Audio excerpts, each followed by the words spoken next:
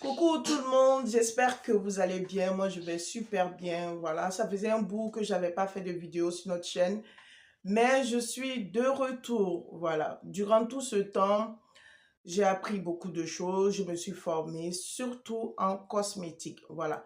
Donc, sur notre chaîne, qu'est-ce que je vais faire maintenant? Je vais donner quelques conseils, comme j'ai l'habitude de faire, et puis montrer les produits que je fais.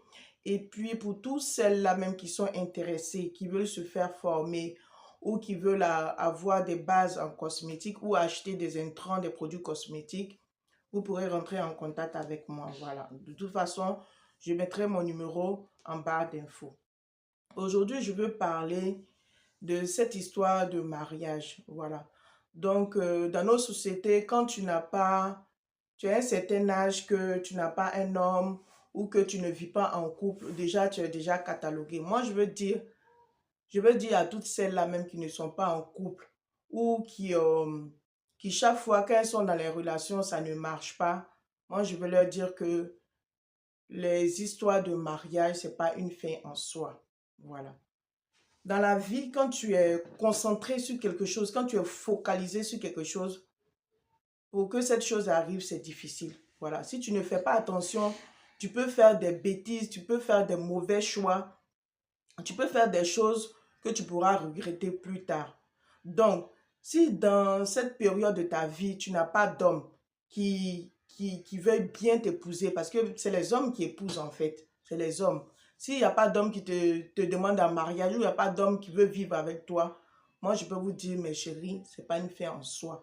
Concentrez-vous sur vous. Si vous avez des enfants, concentrez-vous sur l'éducation de vos enfants.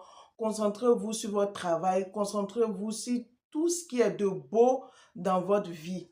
Vous voyez, le mariage, ce n'est pas une fin en soi. Le mariage n'est pas fait pour tout le monde. Il y a des femmes, elles sont dans le foyer, mais elles ne peuvent pas vous dire ce qu'elles subissent là-dedans parce qu'elles n'ont pas été préparées. Voilà, elles n'ont pas été préparées. Elles ont regardé les telenovelas, elles ont regardé beaucoup de films. Donc, elles pensent que c'est ça la réalité d'un couple. Non, voilà. Donc, pour vous dire que déjà, les histoires de couple, c'est pas facile. Vous allez me dire, mais celles qui sont là-dedans ou ceux qui sont là-dedans, ils font comment? Est-ce que nous, on n'a pas droit? Si, tout le monde a droit. Mais tu ne vas pas te torturer pour quelque chose qui n'est pas encore arrivé.